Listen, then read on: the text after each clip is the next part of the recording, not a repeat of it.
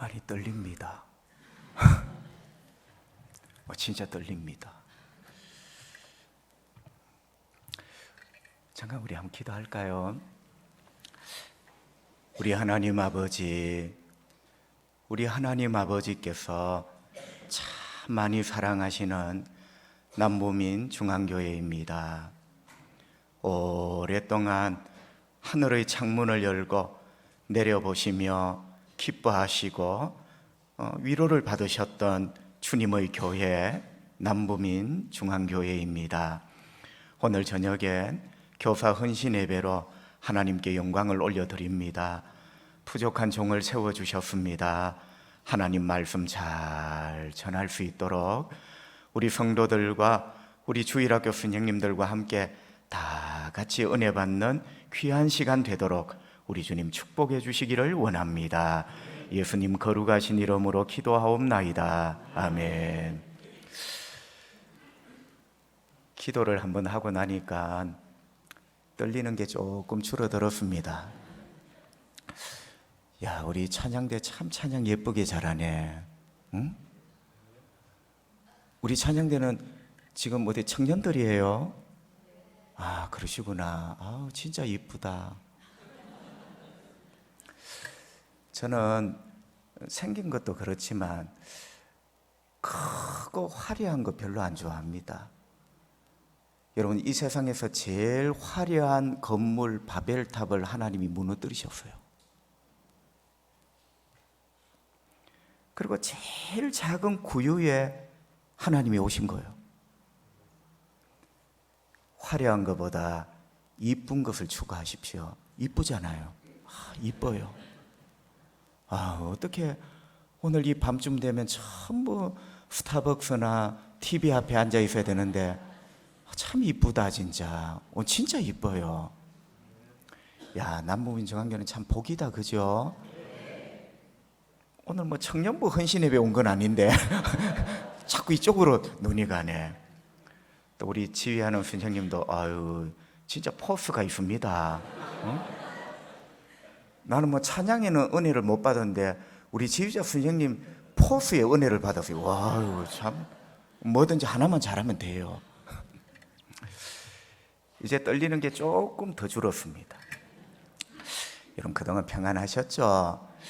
뭐 여러 가지 기도의 제목들 저도 알고 있습니다만 기도하시면 우리 주님께서 또 좋은 길 열어주실 줄 믿습니다. 저는 설교를 하는 스타일이 두 가지입니다. 뭐 제가 일부러 그러려고 하는 건 아니고요. 저는 언제나 하나님께서 저를 도구로 쓰시기를 김대훈이라는 목소리 몸 자체가 저는 하나님께 들려진 물맷돌입니다. 그래서 저도 어떻게 설교를 하는지 잘 몰라요. 그런데 대체로 성도들의 말을 들어보니까 어떨 때는 목사님이 막 천둥 번개처럼 막 이렇게 하신대요. 그런데 어떨 때는 또 옛날 할머니처럼 스토리텔링이라 하죠. 조근조근 이야기를 하시면서 설교를 하신대요. 오늘 저녁에는 천둥이 칠지 할머니가 될지는 모르겠습니다.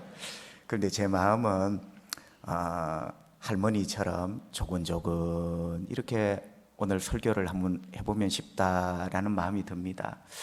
저는 교육학 전공한 목사가 아닙니다. 그래서 오늘 주일학교 선생님들 헌신 예배에 교육을 잘 하려면 이렇게 해야 됩니다. 저렇게 해야 됩니다.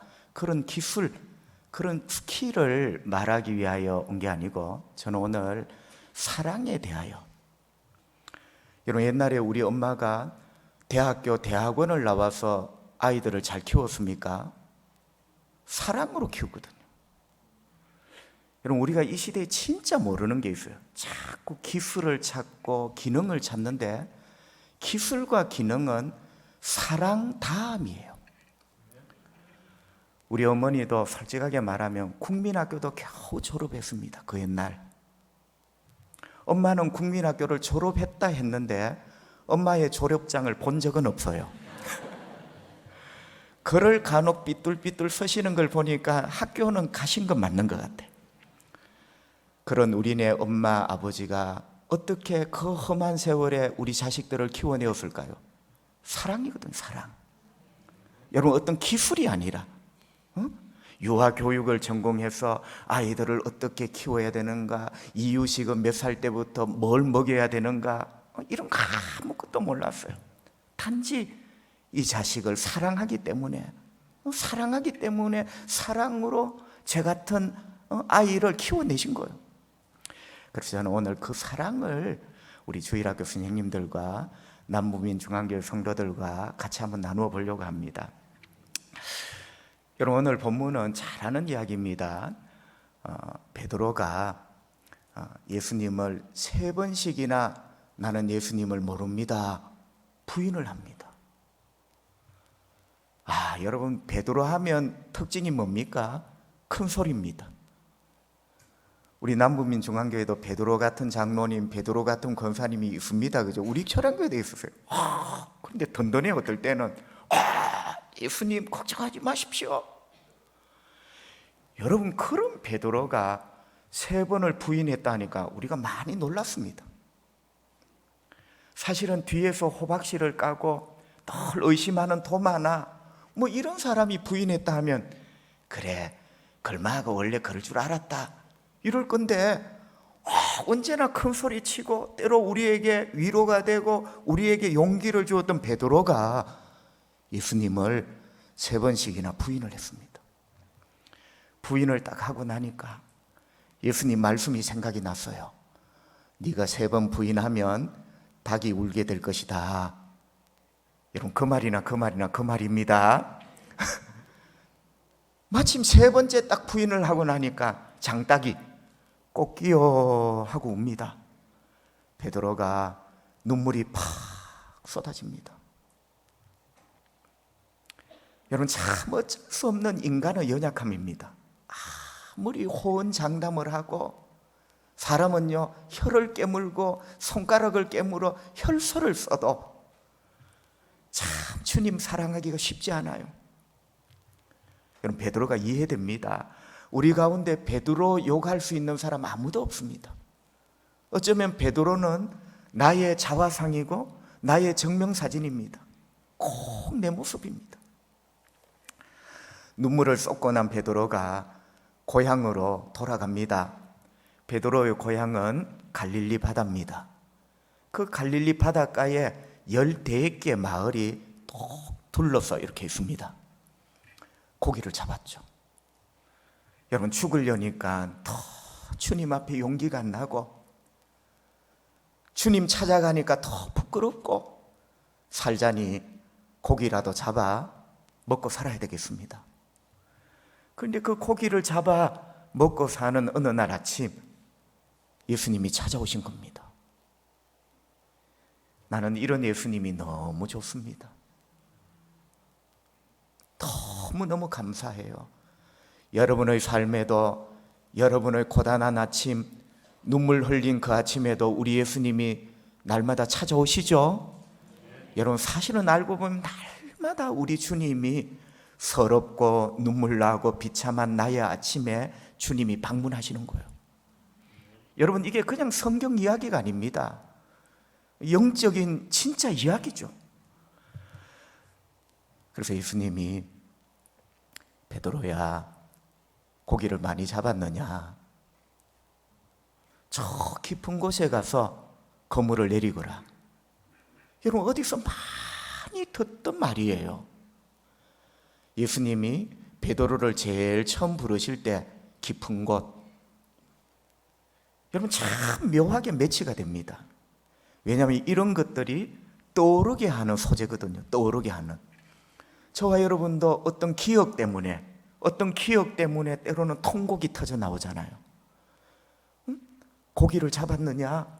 다시 저 깊은 곳에 가서 어떻게 내려보라. 어디서 많이 들었던 말씀이에요. 베드로가 순간적으로 예수님이다. 예수님을 만났습니다. 그러면서 예수님이 뭐라 합니까? 네가 나를 사랑하느냐? 참 어려운 질문을 던지십니다. 여러분, 참 이 할 말이 없는 인간 베드로에게 네가 나를 사랑하느냐라고 물으신 거예요. 베드로가 사랑합니다 라고는 못하고 사랑하는 줄 주님이 아시잖아요, 이렇게 대답을 합니다. 조금 둘러서 표현을 합니다. 그래도 베드로는 염치는 있어요. 사랑합니다 이렇게 하는 게 아니고 사랑하는 줄을 주님이 아시잖아요, 이렇게 고백을 합니다. 그때 예수님이 내 양을 먹이라, 내 양을 치라, 내 양을 먹이라 라고 사명을 주셨어요. 여러분, 이 장면이 오늘 요한복음 21장의 전체 내용입니다. 여러분, 사실은 이 전체 이야기는 사랑 이야기입니다. 시작도 사랑이고 끝도 사랑입니다.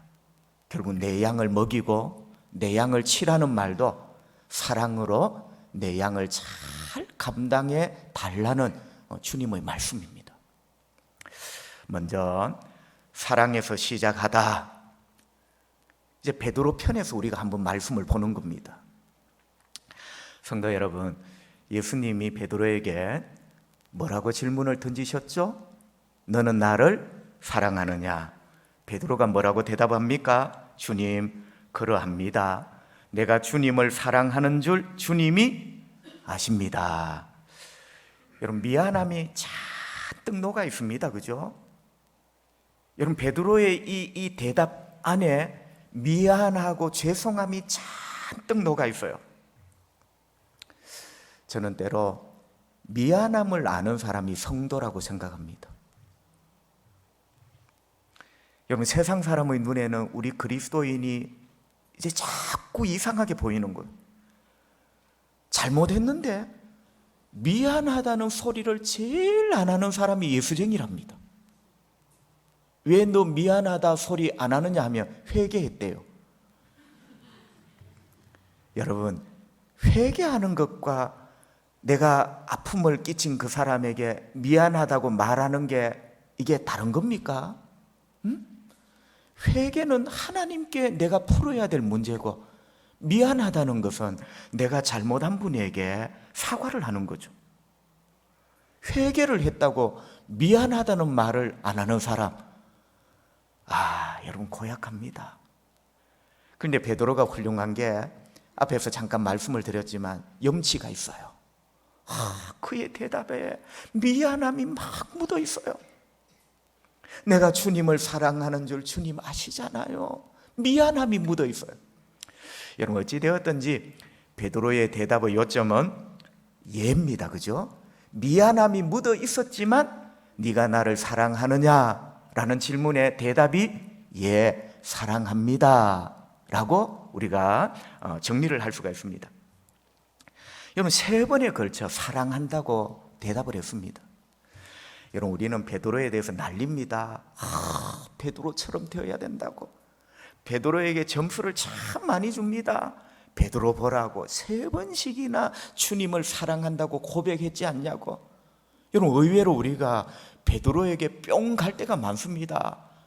요한복음 21장 그 아침 베드로에게 점수를 많이 줍니다. 그런데 사실 오늘 이 본문에서 최고의 점수를 받아야 될 사랑이 따로 있어요. 여러분, 우리는 베드로에게 점수를 굉장히 많이 주는데 진짜로 이날 아침 최고의 점수를 받아야 될 사랑이 따로 있는데 베드로를 사랑하신 예수님의 사랑입니다. 여러분, 예수님의 사랑이 오늘 본문의 사실은 핵심이에요. 제가 신학교 시절에 참 많이 울었습니다. 오늘 이 이야기를 하려고 하는 건 아닌데, 제가 운 이유는 저는 어머니도 예수를 안 믿고 아버지도 예수를 안 믿고 진짜로 제가 처음 우리 집안에서 예수를 믿었어요. 친구 따라, 초등학교 6학년 때 친구 따라 교회를 갔습니다. 그것도 예수님이 좋아서 간 게 아니라 그 친구가 일요일 교회 가고 나니까 내가 놀 친구가 없어. 제가 그만큼 경상도 말로 암떼입니다. 진짜요. 지금도 예쁜 자매들, 예쁜 권사님 보면 귀가 빨개집니다. 설교 시간은 예외지만 왜? 아무것도 안 보입니다, 제가. 그런데 왜 눈물이 참 많이 났냐 하니까 신학교를 가보니까 목사님 아들은 왜 그렇게 많은지, 잘 나가시는 장로님 아들은 어찌 그렇게 많은지. 여러분, 이분들은 임지 걱정이 없어. 다 연결 쉽게 또 가시더라고요.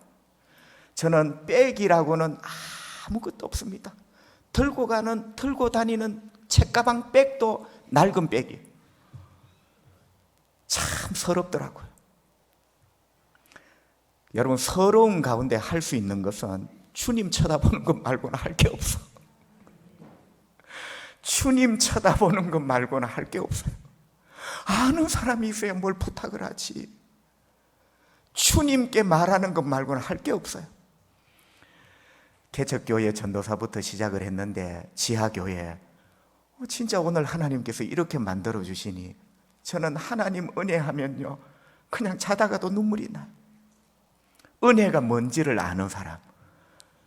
그래서 은혜에 대해서 설교를 하면 제가 참 주님의 은혜와 사랑에 대해서 설교를 잘한대요. 여러분, 경험이 있는 사람, 맛본 사람이 그런 말을 잘하잖아, 그죠? 제가 그 말을 하고 싶은 거예요. 그런데 신학교 시절에 제 인생을 바꾸어 줄 만한 책을 한 권 만났어요. 헬뮤트 틸리케라는 독일 목사님이신데 이분이 참 똑똑하십니다. 똑똑하면서도 성경의 깊이가 아주 깊어요.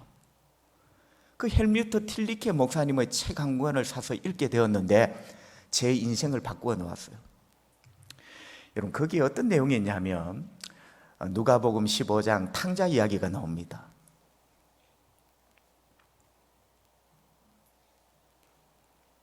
탕자가 온갖 악행을, 이상한 짓을 하고 다 인생이 참 이상하게 되면서 죽을 것 같으니 아버지를 찾습니다.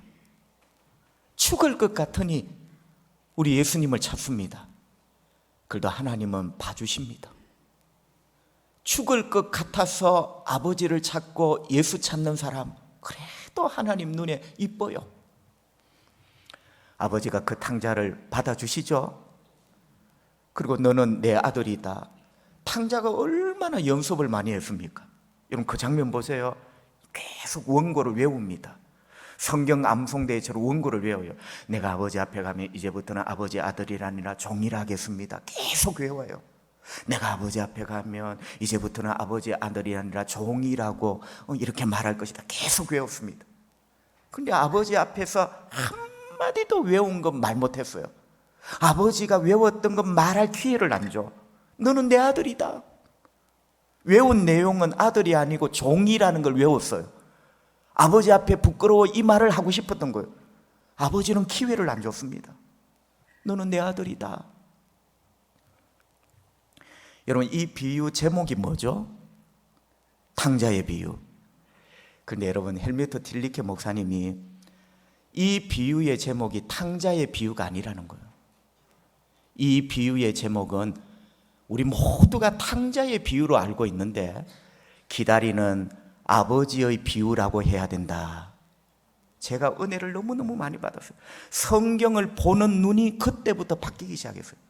자, 탕자의 비유하니까 자꾸 탕자에게 초점이 있습니다. 야, 돌아온 거 잘했다. 응? 돌아온 결단 훌륭하다. 여러분 보세요. 우리도 모르게 탕자의 비유라고 하면 탕자의 행위, 탕자의 행동에 자꾸 초점을 두며 점수를 줍니다.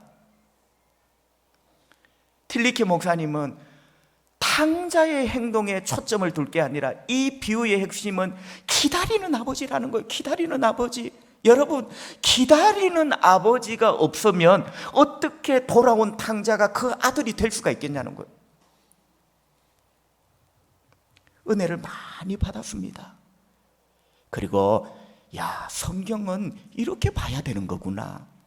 인간의 어떤 용기와 결단이 훌륭한 게 아니고 하나님의 은혜와 하나님의 사랑이 훌륭한 거구나.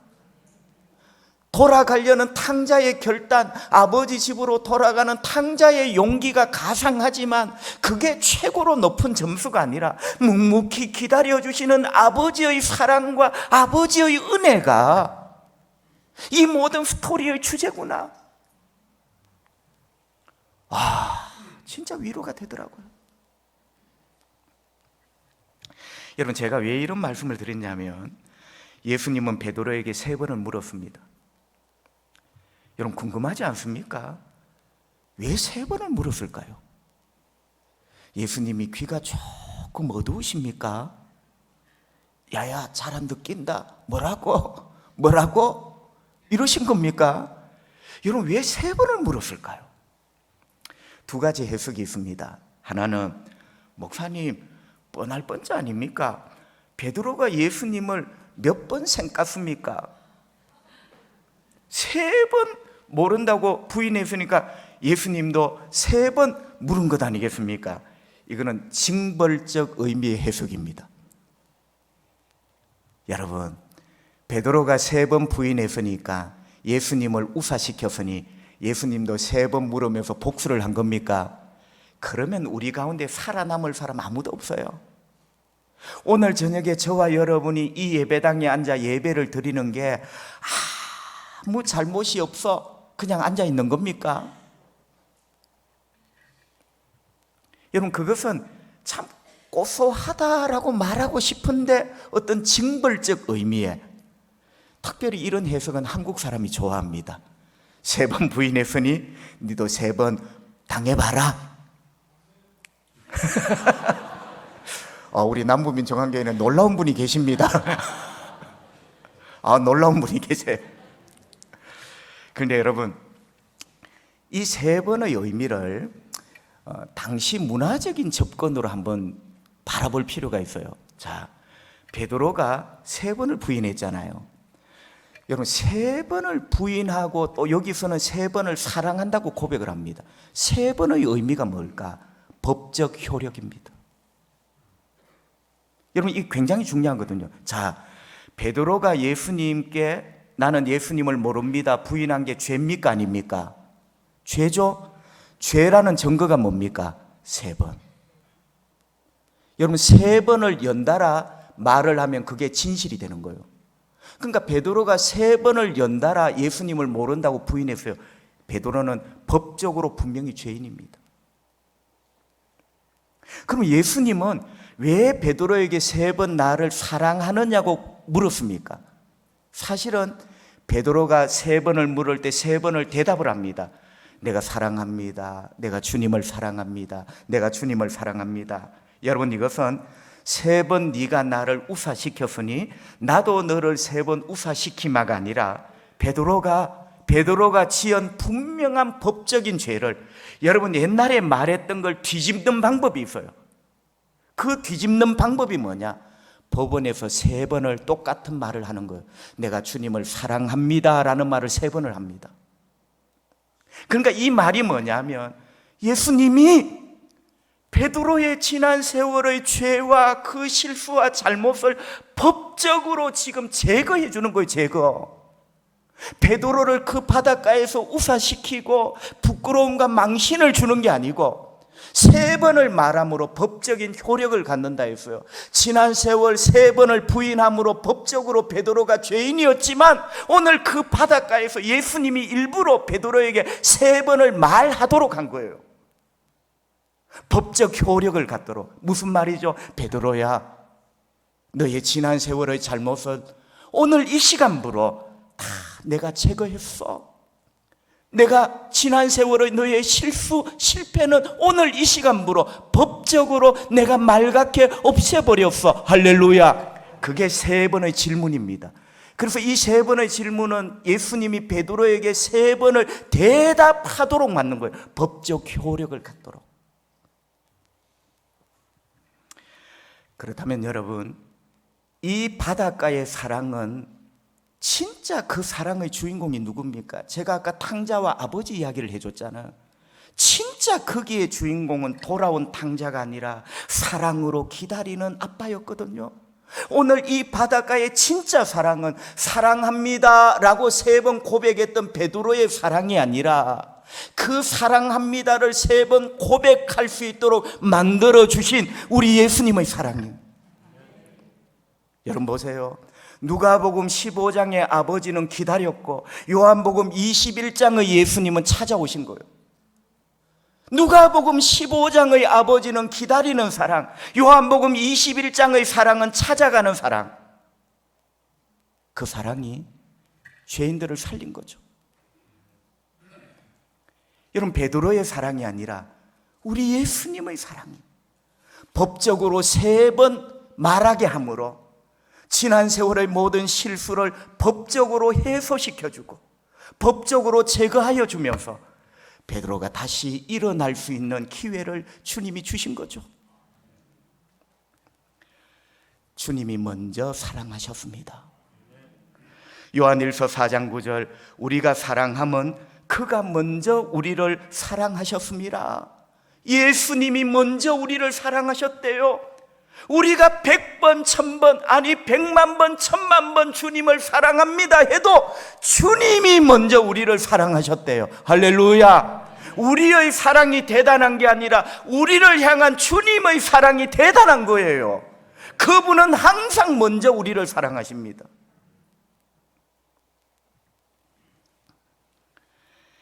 참 신비한 사랑입니다. 탕자의 아버지는 어찌 그 자식을 기다려주는 사랑을 하셨을까?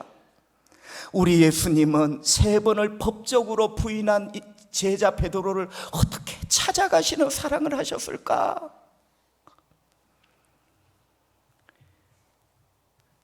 우리나라 섬 가운데 이어도라는 게 있습니다. 이어도. 여러분, 이어도는 저 서해 남해 그 경계에 있는 암초 같은 섬이래요. 그러니까 바닷물이 막 넘실거릴 때는 바닷물에 잠겼다가 물결이 좀 잔잔하면 바닷물 위에 떠오르는 이어도. 그래서 옛날부터 신비의 섬 이렇게 알려져 있습니다. 여러분, 언어 유희 같지만 영적으로 참 신비한 섬이 하나 있습니다.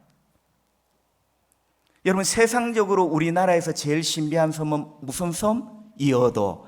영적으로 제일 신비한 섬이 하나 있어요. 그 섬 이름이 그레도입니다. 성도 여러분, 그래도 예수님은 베드로를 버리지 않으시네요. 우리가 얼마나 주님 앞에 부끄럽고 못난 짓을 합니까? 그래도 주님은 나를 버리지 않으시네요. 그래도 찾아오시네요. 여러분, 국문학적인 용법으로 보면 그래도라는 말이 하나의 간단한 단어지만 언어 유희 말장난 같지만 그래도 나를 잊지 않으시고 그래도 나를 버리지 아니하시고 그래도 나를 찾아오시는 그래도 참 신비한 사랑의 섬입니다. 이 그래도의 섬, 우리 주님의 사랑 때문에 나 같은 죄인이 거듭나 하나님 자녀가 되었고, 그래도 이 예수님의 신비한 사랑 때문에 나 같은 인간이 실패했지만 다시 한번 일어나는 계기가 된 거예요. 우리는 그래도라는 섬에서 거듭났고, 그래도라는 섬에서 용기를 얻고, 그래도라는 주님의 사랑의 섬에서 다시 한번 은혜 받고 힘을 얻는 겁니다. 어쩌면 베드로가 그 바닷가에서 다시 한번 인생이 일어날 수 있던 계기, 그래도라는 우리 주님의 사랑의 섬에서 그분의 사랑을 깊이 깨닫고 다시 한번 일어나게 되었던 것이죠. 주일학교 선생님 여러분, 남무민중앙교회 성도 여러분, 여보 참 고단하다, 막 올여름에 하와이 한번 가자. 하와이보다는 오키나와가 안 좋아요 여보. 여러분, 성도가 찾아야 될 가장 훌륭한 섬은 그래도입니다. 주님의 사랑에 한번 빠져보시기를 바랍니다. 여러분, 우리가 하와이, 오키나와 그 섬에 못 가서 내 영혼이 고단한 게 아니라 주님의 사랑의 섬, 그래도 나를 사랑하시고, 그래도 나를 기다리시고, 그래도 나를 찾아오시고, 그래도 나를 용서하시고, 그래도 나에게 새로운 일을 맡기시는 그 그레도의 주님의 사랑을 만날 때 우리가 다시 한번 일어날 수 있는 겁니다. 여러분, 베드로가 그렇게 일어나잖아요. 베드로가 다시 시작하는 게 바로 그래도 그 주님의 사랑의 섬에서 다시 베드로가 시작하게 된 거예요. 두 번째 주제는, 자, 이렇게 베드로가 주님의 사랑을 확인했습니다. 베드로가 주님을 사랑했던 게 아니라 주님이 먼저 베드로를 사랑하신 거예요. 이제 두 번째 주제는 우리가 사랑으로 끝내야 한다. 베드로가 내가 주님을 사랑하는 줄 주님 아십니다. 주님이 뭐라 하십니까? 그래, 네가 나를 사랑하구나. 오케이, 다 됐어. 끝납니까? 끝난 게 아니라 사랑하는 줄 아십니다 하니까 오케이, 알았다, 이게 아니고 이르시되 내 어린 양을 먹이라, 사명을 주셨습니다. 여러분, 사명에서 사랑이 나오는 게 아니고 사랑에서 사명이 나와요. 어떤 분은 일 막 열심히 하면 주님 사랑할 것 같죠. 여러분, 그게 착각이라니까요. 이 일을 막 열심히 하면 주님을 사랑하게 되는 게 아니라 주님을 사랑함으로 일을 하게 되는 거예요. 주님의 사랑을 확인함으로 일을 하게 되는 거예요. 사랑하면서, 일을 하면서 사랑이 생기는 게 아니고 사랑 때문에 사명이 시작되었다. 그 사명이 내 양을 먹이라, 내 양을 치라, 내 양을 먹이랍니다. 결국 양은 뭡니까? 사람입니다. 우리 다 같이 한번 고백할까요? 사명은 사람입니다. 여러분, 여기 내 양을 치라는 게 베드로에게 목축업을 주님이 권유하신 게 아니에요. 아닙니다. 내 양, 남무민 중앙교회 주님의 양. 여러분은 남무민 중앙교회 교인이기 전에 주님의 양입니다.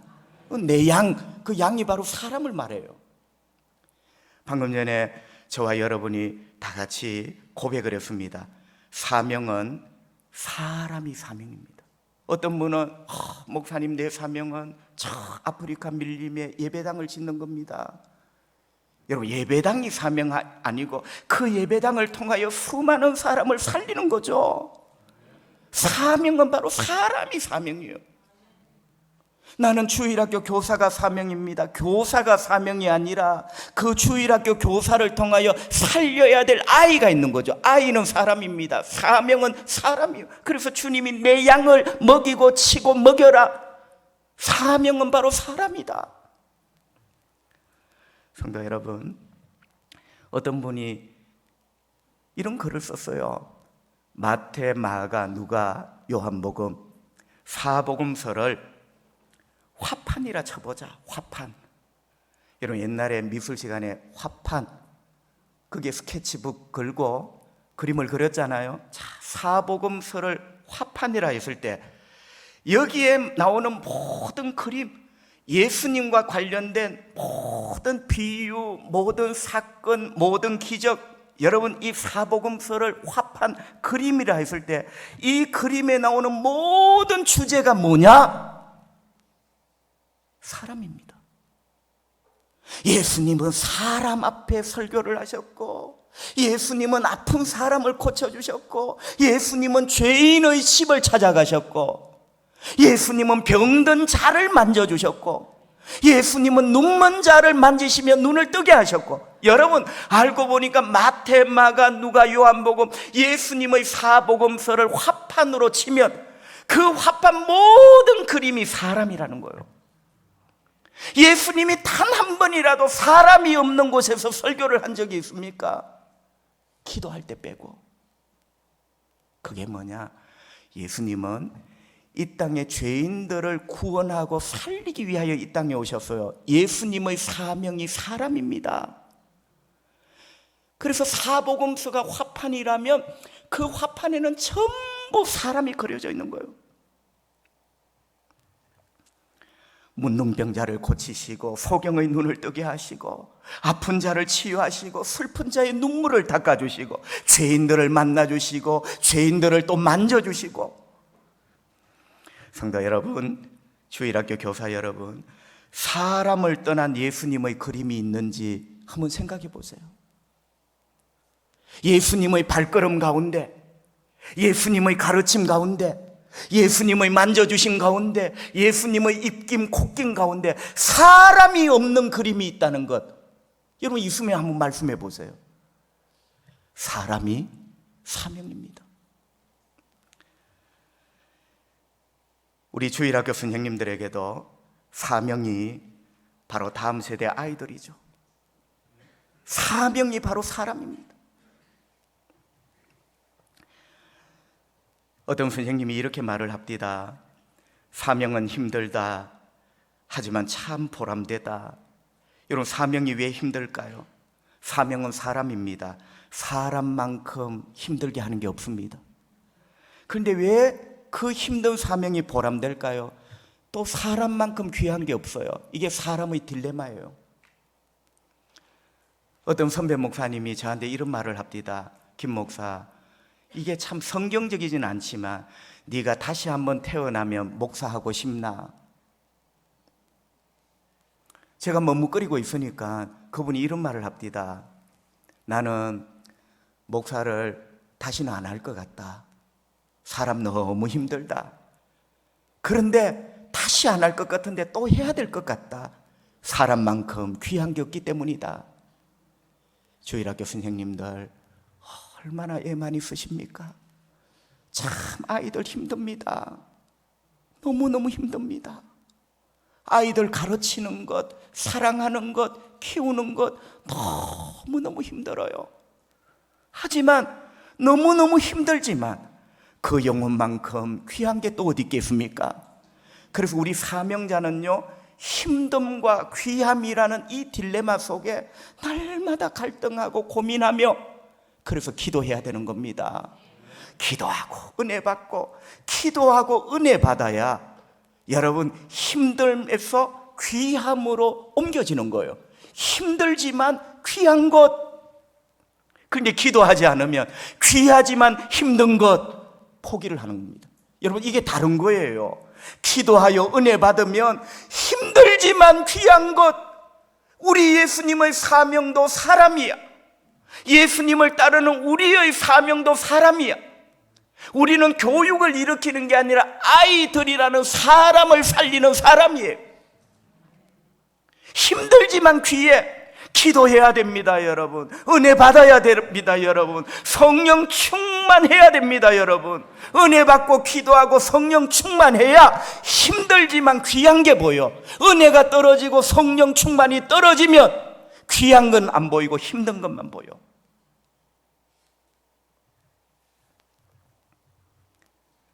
선생님, 저도 목사인데 목사도 넓은 의미의 선생이거든요. 기도 말고는 답이 없습니다. 그 사람이 그렇게 밉고 힘들다가도 기도하고 주님 은혜 받으니까 이쁘게 보입디다. 물론 그 사람이 누군가는 묻지는 마세요. 응?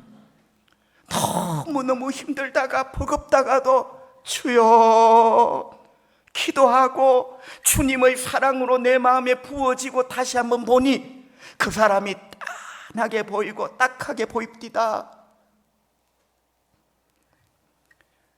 우리 선생님들도 기도하시기를 바랍니다. 기도하지 않으면 뭐만 보인다? 힘든 것만 보여. 귀한 거는 안 보여.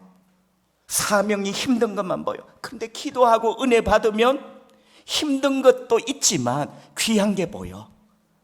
그래서 감당을 하게 되겠죠. 성도 여러분, 아이들이 아무리 힘들어도 포기할 수 없잖아요. 왜냐하면 예수님이 사랑하셨던 아이, 예수님이 그들을 위하여 이 땅에 오셨잖아요. 예수님이 그 아이, 그 인간 살리시려고 이 땅에 오셨잖아요. 예수님이 사랑하는 그 아이, 예수님이 사랑하신 그 인간, 우리도 사랑하며 살아가야 될 줄 믿습니다. 목사님, 왜 그렇게 해야 되는데요? 예수님이 그 아이를 사랑하시니까. 목사님, 내가 왜 그 인간을 사랑해야 되는데요? 예수님이 그 인간을 사랑하시니까. 여러분, 우리 답이 그거예요. 나는 그 인간 사랑 못한다, 그 인간은 충청도고 나는 강원도다, 이런 개념이 아니에요. 내가 왜 그 아이를 사랑해야 되는가? 예수님이 그 아이를 사랑하시기 때문에. 내가 왜 그 인간을 위하여 눈물로 기도하고 사랑해야 되는가? 예수님이 그 인간을 사랑하시기 때문에. 젊은 부부가 알콩달콩 잘 살다가 신혼 석 달 만에 대판 싸웠습니다. 싸운 이유가 아내는 개를 참 좋아하는데 남편은 개를 안 좋아했습니다. 아내가 남편을 자꾸 쳐다봐야 되는데 월이만 자꾸 쳐다봅니다.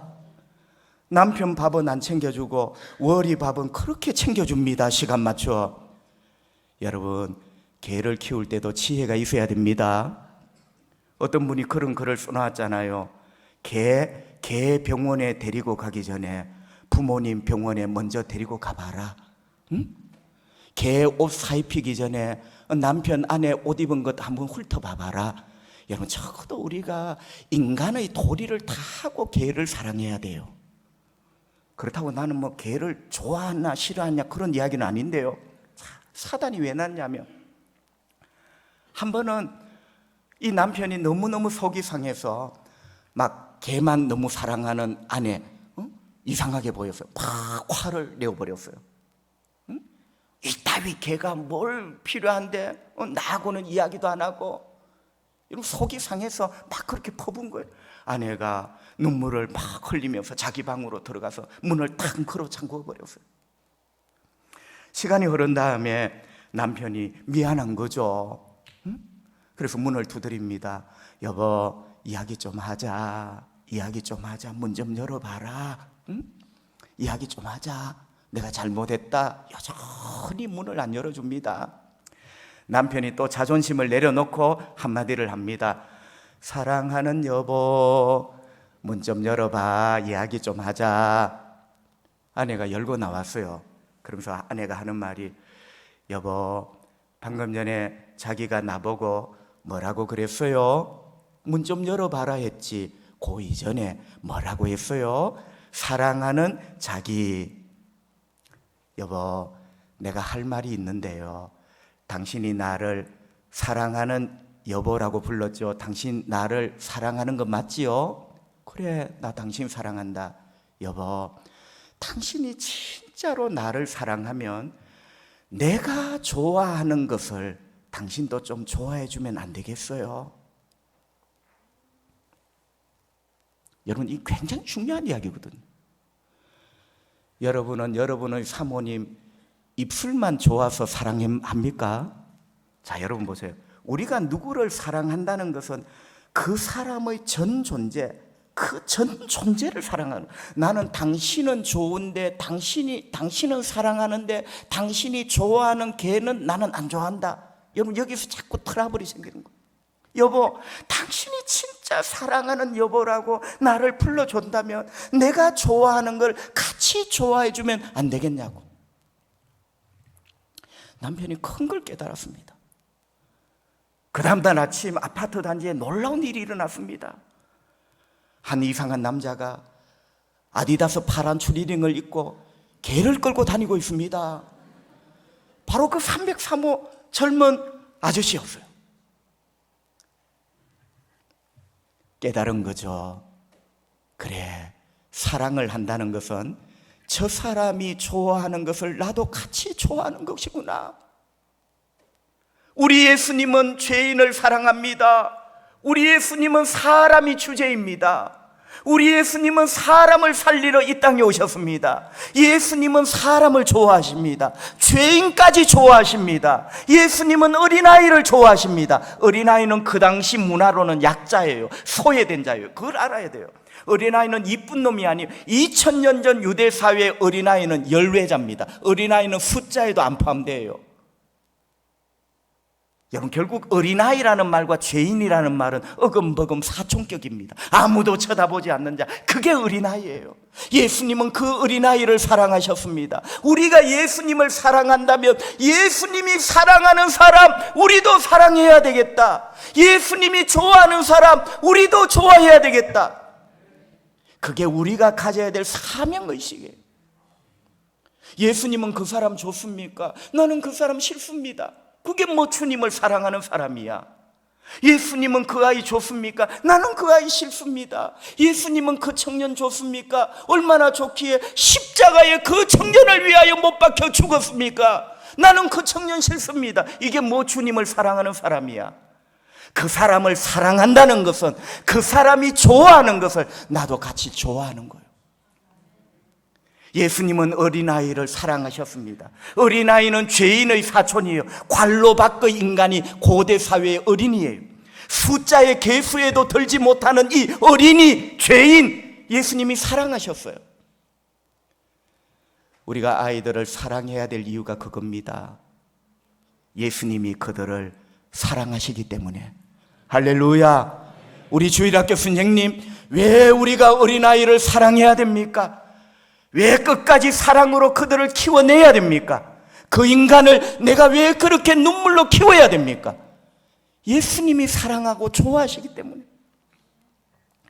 어느 날 하나님께서 호세아 선지자에게, 호세아야, 너 장가 가야 되겠다. 후보자가 누군데요? 고멜이다. 호세아가 뒤로 나자빠질 뻔했어요. 호세아는 반듯한 청년입니다. 고멜은 창녀입니다. 여러분, 호세아는 하나님을 비유하는 인물이고 고멜은 타락한 이스라엘을 비유하는 여자예요. 호세아가 뒤로 넘어집니다. 그러면서 하나님께 이렇게 말씀하죠. 하나님, 제가 왜 고멜 같은 여자를 좋아해야 되는데요? 하나님 말씀하십니다. 호세아야, 내가 고멜을 좋아하는데 니도 고멜을 좀 좋아해 주면 안 되겠니? 호세아야, 이스라엘에 너는 하나님 말씀을 전하여 저들을 살려내거라. 호세아가 말합니다. 내가 왜 저 타락한 이스라엘에 하나님 말씀을 전하여 저들을 살려야 되는데요? 죽도록 놔두지. 하나님 말씀합니다. 저 이스라엘을 내가 좋아하는데 너도 좀 좋아해 주면 안 되겠니? 이게 호세아와 고멜의 결혼 스토리의 비밀이에요. 네 눈에 좋은 대로 하지 말고 내가 좋아하는 것을 너도 좀 좋아해 주면 안 되겠니? 내가 불쌍히 여기는 자를 너도 불쌍히 여기면 안 되겠니? 우리가 그렇게 목회하고 그렇게 주일학교 교사를 감당한다면 다 될 것 같아요. 할렐루야. 여러분, 될 것 같아요. 이제 말씀을 정리합니다. 오늘 마지막 부분에 우리 예수님께서 양을 먹이고 치고 먹이라. 여러분, 영어 성경에 보면 세 가지 단어로, 이게 한마디로 사랑이거든요. keep, care, feed 이렇게 돼 있어요. keep은 뭐냐? 지켜내거라. 지켜내거라. 우리 아이들 지켜내야 돼요. 이 험악한 세월 가운데 우리 아이들 지켜내라. keep, 지켜내라. 그 영혼, 그 믿음 지켜내라. 주일학교 선생님은 1시간 동안 기독교 종교 행사를 하고 마치는 선생님이 아니에요. 그 아이를 지켜내라. 파라오가 이스라엘 남자 아기를 다 죽입니다. 남자는 생식의 상징이에요. 남자 아기를 다 죽인다는 말은 다시는 하나님의 백성이 이 땅에 남지 않는 거예요. 파라오는 지금도 살아있습니다. 이 땅에 교회의 씨를 말리려고 합니다. 그 교회의 씨가 남자 아기예요. 그 교회의 씨가 주일학교 아이들이에요. keep, 지켜내라. 그 아이들의 영혼 지켜내라. 끝까지 이 아이들을 사랑해야 됩니다. 지켜내야 됩니다. 두 번째는 뭐죠? 케어. 여러분, 여기 먹이다, 치다는 말 속에 이걸 사람으로 번역을 하면 케어라는 의미가 있다는 거예요.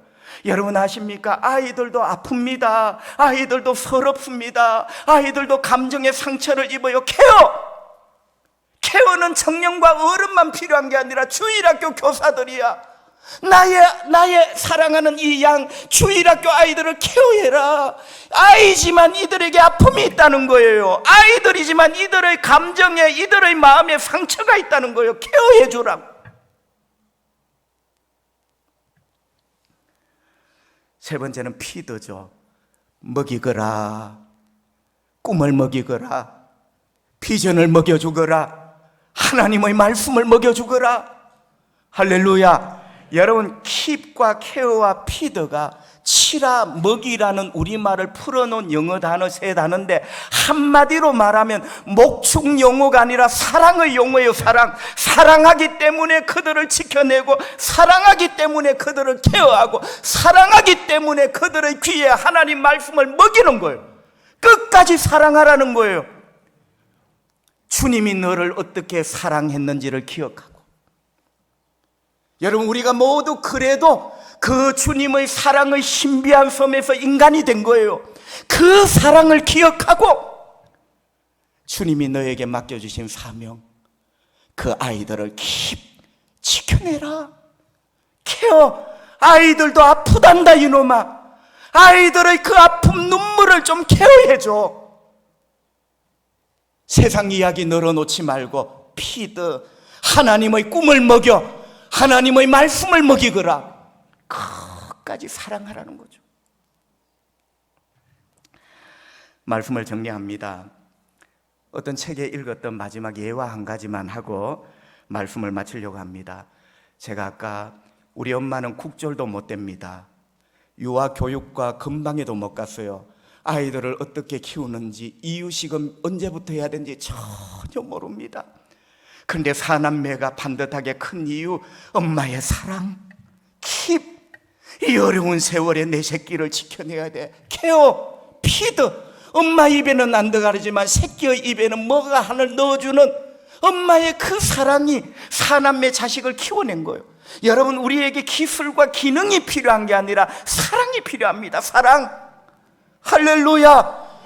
예수님의 그 사랑에 은혜 받고 끝까지 이 녀석들을 사랑할 수 있는 그 사랑이 주일학교 교사인 우리에게 필요한 거예요. 사랑이 이깁니다. 사랑이 아이를 지킵니다. 사랑이 아이를 살립니다. 사랑이 이기는 거예요. 사랑이. 기술이 이기는 게 아니라 사랑이 이기는 거예요. 마지막 이야기가 이런 건데요. 문제아이 둘이가 한 17, 18쯤 된 아이 둘이가 외국 이야기입니다. 학교와 선생님에 대한 회의와 실망 가운데 날마다 문제를 일으킵니다. 어느 날 도망을 치는데요, 선생님이 따라옵니다. 얘야, 아무개야 이름을 부르며, 우리 예수님이 우리 이름을 부르며 따라오듯이 선생님이 막 산으로 도망가는 저들의 이름을 부르며 따라와요. 여러분, 나이 많은 선생님이 17, 18짜리 아이를 어떻게 따라잡습니까? 그래도 그 아이 둘 이름을 부르며 얘야, 얘야 따라갑니다. 산이 점점 험합니다. 아이 둘은 선생님의 목소리가 들리지만 뒤돌아보지 않고 막 도망을 칩니다. 여러분, 선생님이 따라가다 나중에 신발이 벗겨져요. 신발이 벗겨진 줄도 모르고 선생님이 그 아이를 사랑하기 때문에 아이들 이름을 부르며 산을 막 헤맵니다. 그런데 나중에 보니 그 신발에 선생님의 피가 발바닥에서 흘러 흥건히 고여 있습니다. 벗겨진 채도 줄도 모르고 선생님이 맨발로 산을 헤매고 있는 거예요. 돌다 이 두 아이가 선생님의 벗겨진 신발, 그 피 묻은 신발을 보게 되었어요. 돌다 어떻게 그 신발 있는 쪽을 오게 된 거예요. 아이 둘이 피가 흥건히 묻어있는 선생님의 신발을 들고 굵은 눈물을 뚝뚝 흘립니다. 얘야, 여러분, 그냥 부르는 얘야가 있고 발바닥이 까지며 신발에 피가 흥건히 고여있는 얘야가 있어요. 아이들은 알아요. 우리 선생님이 영혼 없이 내 이름을 부르는지, 신발에 피가 흥건히 고여서 내 이름을 부르는지 아이들은 알아요. 두 녀석이 피 묻은 선생님의 신발을 주워들고 친구 중에 한 놈이 이렇게 말합니다. 야, 신발에 피가 고일 정도로 우리를 찾는 선생님이라면 우리가 그 선생님 말을 들어야 되는 게 안 맞나? 신발에 피가 고일 정도로 내 이름을 부르며 온 산을 헤매는 선생님이라면 우리가 그 선생님 말을 들어야 되지 않을까? 그 아이들은 눈물을 흘리며 선생님께 돌아와 잘못을 뉘우치고 마음 다잡아먹고 훌륭한 사람이 되었답니다. 주일학교 선생님 여러분, 내공을 키우십시오. 아이들은 압니다. 양은 압니다.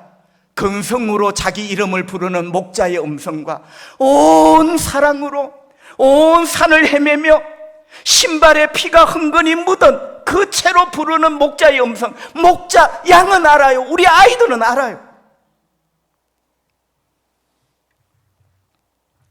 우리 선생님이 그런 사랑으로 내 이름을 부른다면, 그리고 나를 가르친다면, 야, 그 선생님 말 우리가 듣는 게 맞지 않을까? 힘든 세월입니다. 하지만 하나님은 살아계십니다. 주님의 사랑은 여전히 오늘도 우리를 찾아오고 있습니다. 여러분, 그 사랑에 다시 한번 힘없고 할렐루야! 그 사랑에 다시 한번 용기 얻고 할렐루야! 끝까지 얘들아, 내가 사랑하는 녀석 너도 좀 사랑하면 안 되겠니? 끝까지 우리 아이들을 사랑하며 keep, care, feed, 훌륭한 하나님의 사람으로 키워가시는 우리 주일학교 선생님 되시기를 우리 주님의 이름으로 축복합니다.